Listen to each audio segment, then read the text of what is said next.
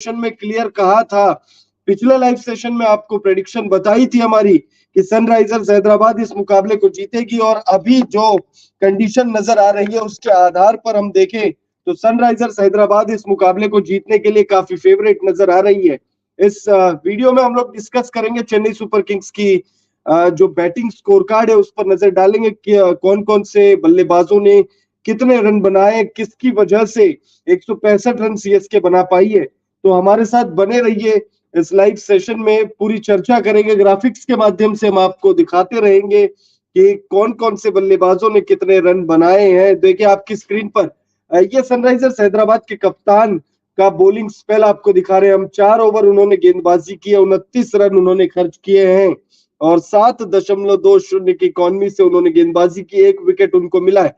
आपको बता दें इस मुकाबले में टॉस जो है वो सनराइजर्स हैदराबाद ने जीता था और पहले गेंदबाजी करने का फैसला किया था और सनराइजर्स हैदराबाद का ये फैसला आप नहीं कह सकते कि गलत साबित हुआ है अब तक, क्योंकि 20 ओवर के खेल में अगर आपको 166 रन चेस करने तो फिर तो आपकी जीत यहां से नजर आ रही है। और आपको ग्लोबल भारत टीवी की तरफ से मैंने साफ कह दिया था कि इस मुकाबले में सनराइजर्स हैदराबाद की टीम जीतेगी। लगातार जो प्रेडिक्शन हम आपको दे रहे हैं, लगातार जो प्रेडिक्शन हम कर रहे हैं, वही प्रेडिक्शन सही साबित हो रही है। आई बटन में वीडियोस के लिंक आपको मिल जाएंगे, आप उन पर भी जाकर चेक कर सकते हैं। और यही वजह है कि ग्लोबल भारत टीवी के वीडियोस को आप लोग इतना ज्यादा प्यार दे रहे हैं और इसी तरीके से प्यार जो है वो बरकरार रखिएगा आप लोग। इस मैच पर आ जाते, इस मुकाबले में सनराइजर्स हैदराबाद ने चेन्नई सुपर किंग्स को पहले बल्लेबाजी करने के लिए कहा और सनराइजर्स हैदराबाद के इस चुनौती को चेन्नई सुपर किंग्स के बल्लेबाजों ने दोनों हाथों से लपका। रचिन रविंद्र से बहुत ज्यादा उम्मीदें थी टीम को, लेकिन रचिन रविंद्र ज्यादा बड़ी पारी नहीं खेल पाए, 9 गेंदों में 12 रन बनाकर वो आउट हुए। अच्छी बात यह रही कि बहुत ज्यादा गेंदें उन्होंने जो है नहीं खाई।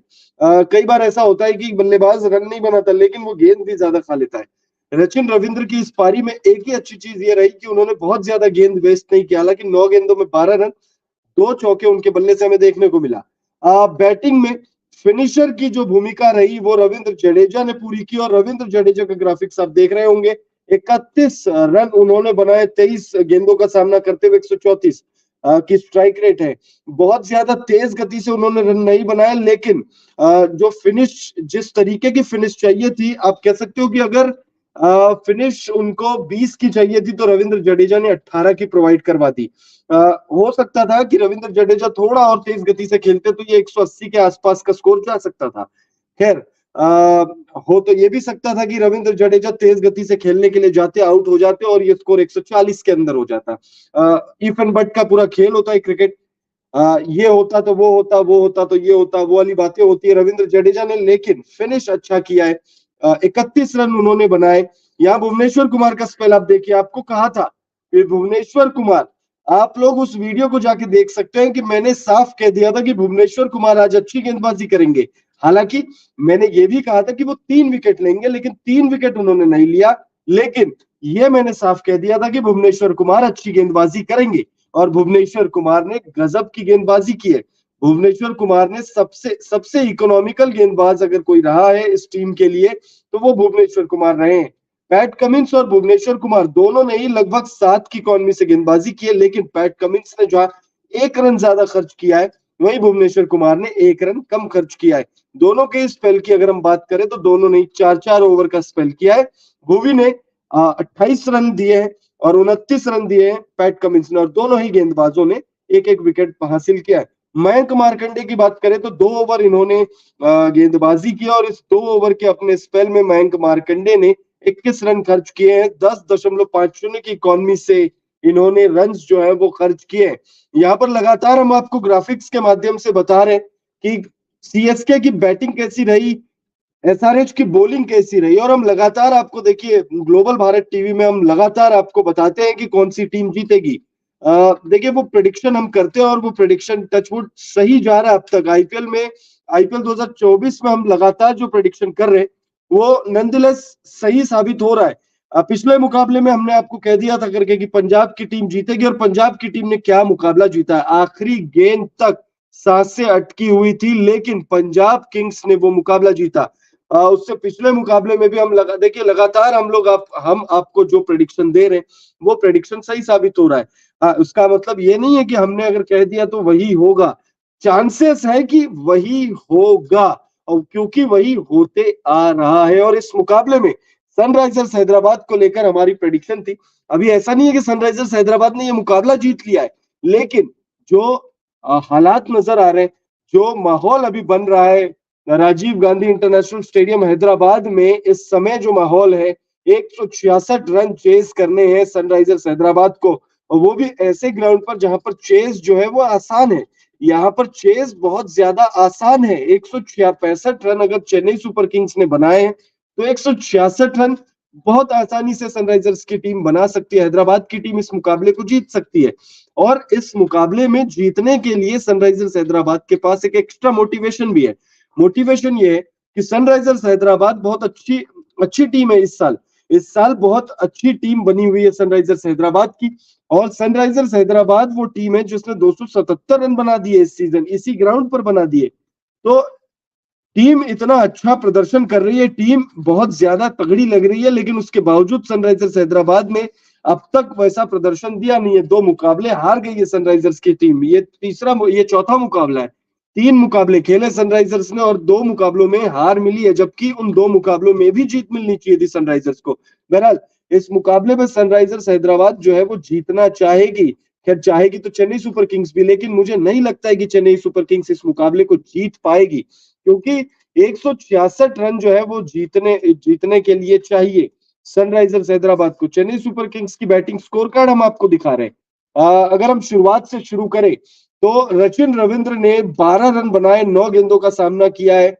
उसके बाद देखिए ऋतुराज गायकवाड़ 21 गेंदों में 26 रन उन्होंने बनाए, 3 चौके और 1 सिक्स उनके बल्ले से हमें देखने को मिला। रचिन रविंद्र जब आउट हुए थे तब ऋतुराज गायकवाड़ ने यानी कप्तान साहब ने अजिंक्य रहाणे के साथ मिलकर पारी को संभाला, पारी को आगे तक ले गए। फिर जब उसके बाद ऋतुराज गायकवाड़ आउट हुए तो शिवम दुबे के साथ मिलकर अजिंक्य रहाणे ने अच्छी बल्लेबाजी की। शिवम दुबे जो है वो टॉप स्कोरर रहे। थोड़ी सी निराशा जरूर उन्हें भी हो रही होगी और मुझे भी हो रही है, क्योंकि जब एक बल्लेबाज 50 के करीब या 100 के करीब आकर जब वो माइलस्टोन अचीव नहीं करता है, तो निश्चित तौर पर क्रिकेट प्रेमी थोड़ा सा निराश जरूर होते हैं। फिर चाहे आप सीएसके को सपोर्ट करो या ना करो, फिर चाहे आप सनराइजर्स हैदराबाद को सपोर्ट करो या ना करो। 45 रन बनाकर वो आउट हुए। पैट कमिंस कप्तान साहब ने उन्हें आउट किया है। 2 चौका और 4 सिक्स उनके बल्ले से हमें देखने को मिला। रविंद्र जडेजा ने फिर शिवम दुबे के साथ मिलकर थोड़ी देर बल्लेबाजी की, डेरल मिचेल के साथ मिलकर थोड़ी देर बल्लेबाजी की, और महेंद्र सिंह धोनी के साथ मिलकर भी आखिरी ओवर में उन्होंने कुछ गेंद जरूर पार्टनरशिप की है। हालांकि वो बहुत बड़ी पार्टनरशिप नहीं रही, 2-4 रन ही आए उसमें। शिवम दुबे के बाद रविंद्र जडेजा पर चर्चा करें तो 23 गेंदों में उन्होंने 31 रनों की पारी खेली है, 4 चौके, 134.78। जड्डू से थोड़ा और तेज गति से रनों की उम्मीद होती है फैंस को। डेरल मिचेल 11 गेंदों में 13 रन। आपको जब पिच रिपोर्ट हमने करी थी तो उसमें भी हमने आपको कहा था कि ये कुछ बल्लेबाज हैं, जैसे डेरल मिचेल हो गए, अजिंक्य रहाणे हो गए, उसके बाद शायद मुझे याद आ रहा है रविंद्र जडेजा को लेकर भी बात की गई थी, रचिन रविंद्र को लेकर बात की गई थी कि ये जो बल्लेबाज है ये अभी तक इंप्रेस नहीं कर पाए और इनसे बेहतरी की उम्मीद है टीम को। और इस मुकाबले में भी अभी तक बल्लेबाजी में हम अगर देखें तो इतनी शानदार शानदार तो क्या ही कहे, मतलब औसत दर्जे की बल्लेबाजी है। यहाँ पर देखिए हम लगातार आप लोगों के साथ बने हुए हैं और लगातार हम आप लोगों को ये बताते हैं कि कौन सी टीम जीतेगी। अब आपकी स्क्रीन पर गेंदबाजी लाइनअप दिख रही होगी, गेंदबाजी बॉलिंग स्कोर कार्ड आप देख पा रहे होंगे। कुल 7, अगर मैं गलत नहीं हूं तो कुल 7 गेंदबाजों, जी हाँ बिल्कुल 7 गेंदबाजों का इस्तेमाल किया कप्तान पैट कमिंस ने। अभिषेक शर्मा ने 1 ओवर गेंदबाजी किया, 7 रन उन्होंने खर्च किए, इकॉनमी 7 की है। भुवनेश्वर कुमार ने 4 ओवर में 28 रन खर्च किए, 1 विकेट मिला और 7 की इकॉनमी उनकी रही। टी नटराजन 4 ओवर के उनके स्पेल में 39 रन उन्होंने खर्च किए और 1 विकेट उनको मिला है। 9.75 की स्ट्राइक रेट से, माफी चाहूंगा, इकॉनमी से उन्होंने गेंदबाजी की है। उसके बाद आप पैट कमिंस का देखें तो 4 ओवर में 29 रन उन्होंने खर्च किए और उन्होंने 1 विकेट हासिल किया। 7.25 की इकॉनमी से उन्होंने रन जो है वो खर्च किए। मयंक मार्कंडे ने 2 ओवर गेंदबाजी की, थोड़े महंगे साबित हुए, थोड़े क्या सबसे महंगे साबित हुए। 10.5 की इकॉनमी से उन्होंने 21 रन खर्च किए, विकेट भी नहीं मिला, मतलब रन भी खर्च किए, विकेट भी नहीं मिला। शाहबाज अहमद की अगर हम बात करें तो शाहबाज अहमद ने एक ओवर का उनका स्पेल रहा, इसमें उन्होंने 11 रन खर्च किए, इतनी 11 की इकॉनमी है, लेकिन उस एक ओवर में उन्होंने एक विकेट जो है वो हासिल कर लिया। जयदेव उनादकट बहुत शानदार गेंदबाज है और 4 ओवर इन्होंने गेंदबाजी की है। पैट कमिंस की तरह सेम इकॉनमी है इनकी, 7.25, 29 रन खर्च किए और एक विकेट इनको मिला है। लगातार ग्लोबल भारत के लाइव सेशंस में हम आपको वीडियोस में हम आपको प्रेडिक्शन देते हैं, तो हमारे साथ जुड़िए।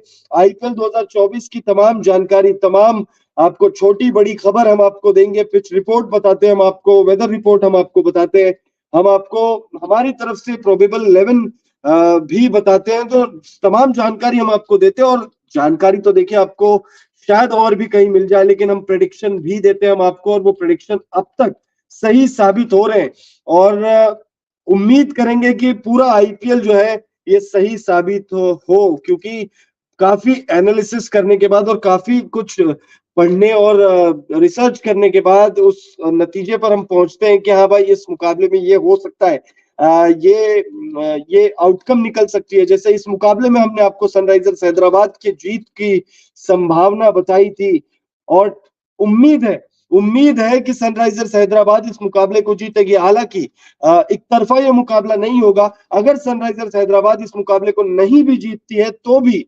मैच जो है वो अंतिम ओवर तक जाएगी। मैच जो है बहुत कांटेदार होने की पूरी उम्मीद है। सनराइजर्स हैदराबाद के जीतने के चांसेस 99.99% से भी ज्यादा है। अगर वो 0.1% का मिरेकल हमें मैदान पर देखने को मिले तो ही चेन्नई सुपर किंग्स इस मुकाबले